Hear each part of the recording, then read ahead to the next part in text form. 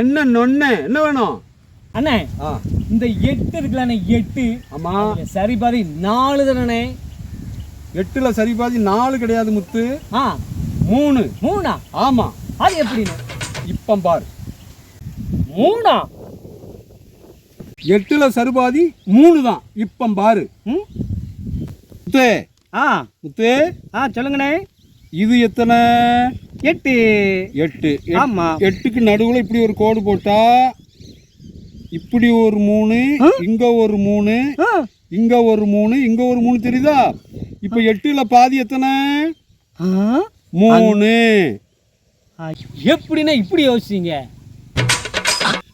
இன்னொன்னு தெரியுமா தம்பி? 8ல சரி பாதி 0.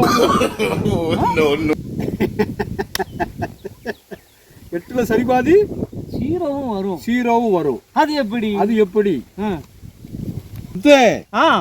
8ல சரி பாதி 0 வரும்னு சொன்னோம்ல. ஆமா.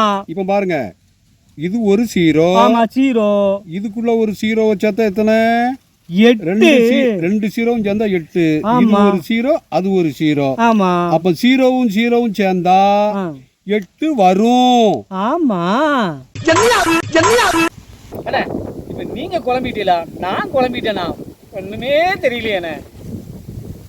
குரு உச்சத்துல இருந்தா 3 3 8 ஆகலாம். 0வும் 0வும் 8 ஆகலாம். அப்படியா? ஆமா.